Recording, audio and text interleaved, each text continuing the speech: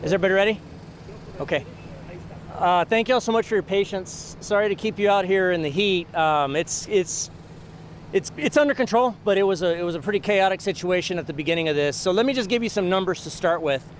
At present, we've got about 27 victims, smuggling victims. 11 of those have been transported to the hospital for various heat-related and minor medical injuries. EMS was out here with us. The ESD2 was out here with us. Acadian Ambulance, STRAC, and Bexar County emergency management folks. Everybody worked together beautifully. And the Border Patrol agents that are here, everybody worked together beautifully to bring this thing to as peaceful a status right now as we could have. This morning we received information that there was a smuggling operation in effect, that several dozen people were being smuggled. What we knew is that it was the smuggling method was some sort of a long gooseneck trailer that was being utilized. So we were able to establish surveillance on it as it was moving this way.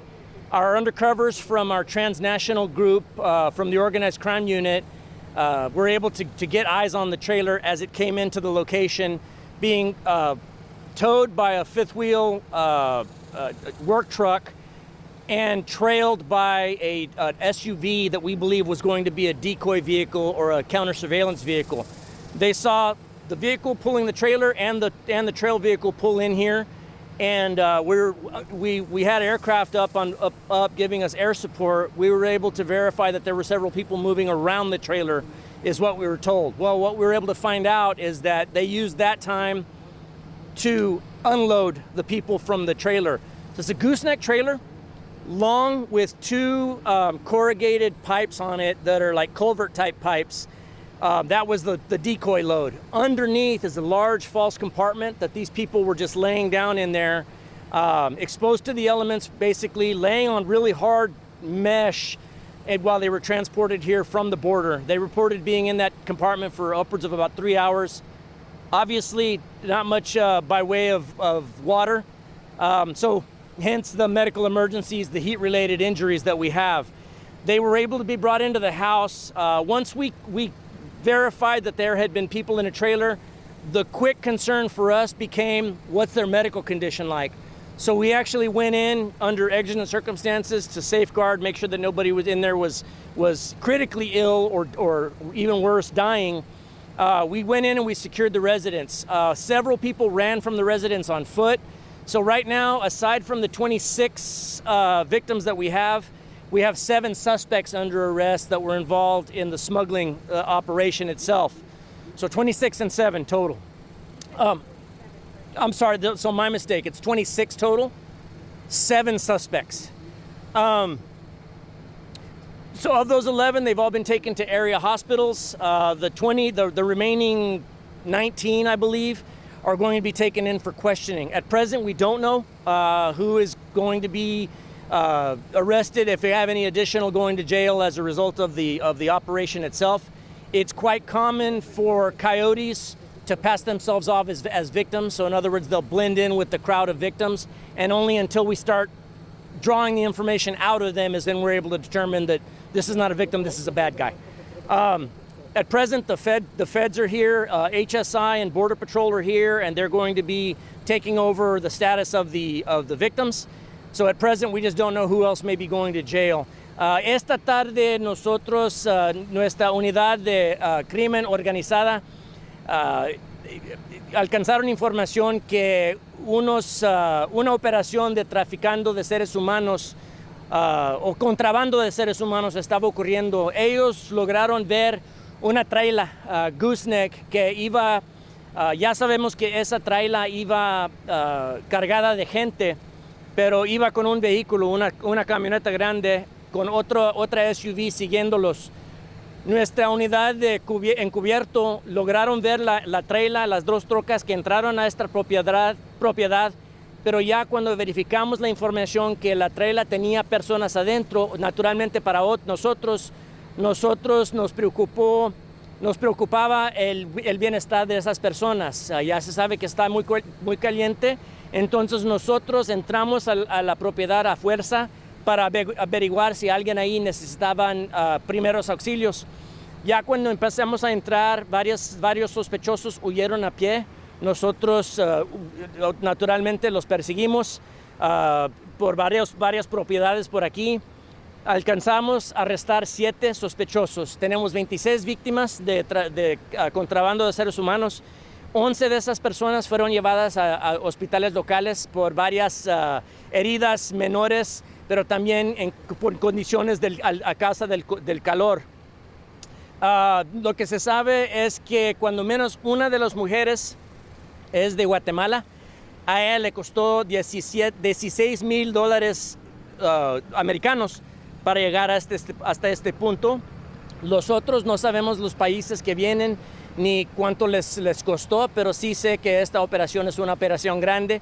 Nosotros dentro de la casa de atrás, donde unos de los sospechosos estaban, nosotros encontramos armas, rifles y también chalecos antibalísticos. Entonces es posible que estos sospechosos se vayan a enfrentar cargos por esas armas y esos chalecos antibalísticos. What I said in Spanish, guys, that I neglected to tell y'all in English, so I'll repeat it now, is in the back residence, we actually found several bulletproof vests, as well as long rifles that were used. I don't know if any of those rifles were automatic or semi-automatic, but it is quite possible. I mean, obviously those are natural things to find in a smuggling operation like this. Clearly cartel related. So at present, we're just going to be unraveling this whole thing. But we can tell you definitively, we think everybody's out of the woods as far as losing their life.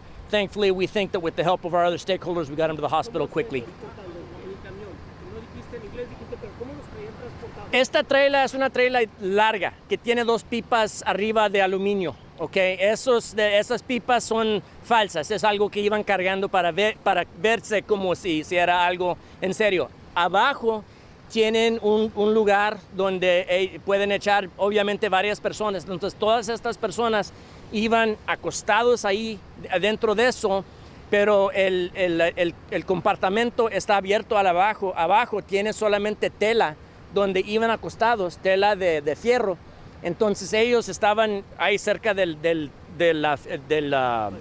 pavimento cuando iban manejando. Entonces obviamente los pusieron a riesgo a estas personas, pero afortunadamente logramos salvarles la vida a todos. No hay niños. Yes, there is a woman within the group that she's from Guatemala. The rest, I don't yet know nationalities. It's possible that we have others from other countries. But just her, we know for a fact, she paid $16,000 US to be smuggled to this point. So, I mean, if you just got one of these people paying 16 grand, there's 26 smuggling victims. This is a big money operation. I believe so. I believe that they were coming from the Laredo area. So this house back here, it's pretty much a shack. It's in some areas of it, it's elevated. But it's open air. It's got the windows are open. There's no AC in there. There's no running water. They've got buckets that everybody's been utilizing as toilets. And I didn't even see any source of drinking water. But it's miserable conditions there, and it's just blazing hot in there. So I mean, just fortunately, we were able to get these people before any of them passed as a result.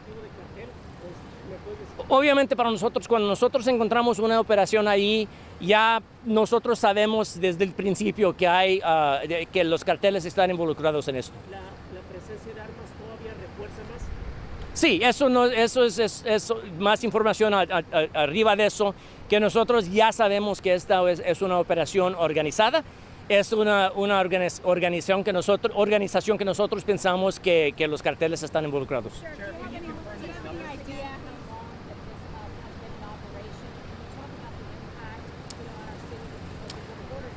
Well, we found out about it this morning, but we do believe that it's part of a larger operation that's been in existence for some time. Yami, you had a question? Yeah, can you go over the numbers again? Sure. 26 victims, 11 transported to the hospital, 7 in custody that we believe are coyotes. And so those are the running numbers right now. Of the victims, we know that one is from Guatemala. She paid about $16,000 cash to get to this point. We don't know what countries of origin the others are from, but the federal agencies that are here will be trying to help us determine that as well. And you were just in Washington, D.C. as the president was announcing Sure. the executive order. Is this more of what we're going to see Well, it's what we've been seeing. And look, let's make no mistake about it. These people still have the ability to claim asylum. This is the fault of the cartels that put these people at risk. There's really, with the way the system is now, there's no reason for these folks to have been, to be smuggled across. Now, with that being said, I was just talking to some of my deputies. We don't yet know if these people came over the border this morning or if they were already here in a stash house in another part of the state on this side of the border. We don't know if they were smuggled across against their will. We just don't know at this point. So it's too early to tell. But again, this is the fault of the bloodthirsty organizations that are bringing these people across and putting them in harm's way. Sheriff, what is Yes, this sir. location? You mentioned there was a shack, but I mean, is this a business? Is this a home? It's a residence, but the home, the house that you see behind me is where they were being held. And that's the brown one right there. It's a shack. I mean, it's got a pier and beam floor. The floor is very spongy. There's holes that you can see through. The windows are all open, but even then it's just stifling hot inside there. No running water. There is what looks like corrals with dirt inside the residence, right? It looks like they built a corral and then brought dirt in and dumped it on. I think that may be for cockfighting or dog fighting. It's possible. We don't see any evidence of that, but that setup right there looks like there may have been some kind of animal fighting going on in there as well. A veces, sí, a veces los carteles compran propiedades así o rentan propiedades así. Nosotros tenemos que averiguar quién es el dueño y si el dueño sabía lo que estaba pasando aquí. Si eso pasa, si eso llega a pasar, que nosotros encontramos que el dueño está involucrado de alguna manera, le quitamos la propiedad también. Sheriff, I believe a few years ago, the y'all busted an operation on related. At this point, I don't have information that it's tied into any of our other cases, but it wouldn't surprise me. I mean, many times we'll find residents on the same street that are tied in together. So at present, it's too early for me to link it to anything else that we've got going on, but it wouldn't surprise me to find that out.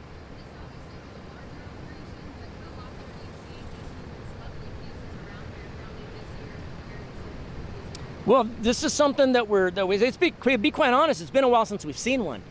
Not to say that they're not occurring, but for us, I mean, obviously you see these people try to fly under the radar. That trailer, you could be standing right up on it. I think we'll send you pictures and probably video of it later. You could be standing right there next to it and not know that that thing contains 26 people. So it drove by thousands of cars easily on that 3-hour trip from the border. And so I say that to say that these guys, in some instances, they're hiding in plain sight. In other instances, they try to fly under the radar. So, it's possible. I mean, I know that there's others out there in the city, in the county. So we would use this as an opportunity to remind anybody that if they have information on a smuggling operation, give us a call, 210-335-6000. Now, I should mention as well, as part of the president's executive order that I was a part of in D.C. a few days ago, there is actually a program in the process of being set up, a reward system for people giving tips on smuggling operations. So if you think there is one, give us a call, 210-335-6000. You can also email us and remain anonymous at bcsotips@bear.org. Sheriff, what's the makeup of? There was a scene just down the road where there was a truck and the truck eventually was towed back. Did Sure. someone try to get away? So those were two vehicles. So it depends which truck you saw, but one of the trucks that's a flatbed was the truck that was used to tow this. They left the location and we were able to knock them down on traffic stops a few miles away and get everybody in custody. Garrett, you had a question? Yeah, you said that several people ran from the scene. Mm-hmm. Have they all been caught, or how many people are suspected in the wind? We believe they've all been caught. Some went running out the back, and when Deputy Garcia and I came pulling up, it was still an active scene. Somebody ran into that field, and we were able, he and I actually, because there wasn't anybody else, we actually ran this way, but they caught that guy several 100 yards up the way. So we think everybody's accounted for. Now it is possible that somebody's laying up in the brush somewhere that got away. We would tell area residents, keep your doors locked. Although we don't believe there's anybody at large, it's always possible. So if you see any suspicious activities, any suspicious persons, give us a call, 210-335-6000. And what's the makeup of the migrants? Is it all adults, men, women, children? So the youngest that we found is 18 years of age. It's a young lady, 18 years of age. There may be some younger. It's possible we're being lied to about ages as well. That's usually the case is that we're not getting full information, but the information we have right now, the youngest is 18. Okay, thank y'all so much. We'll give more updates later.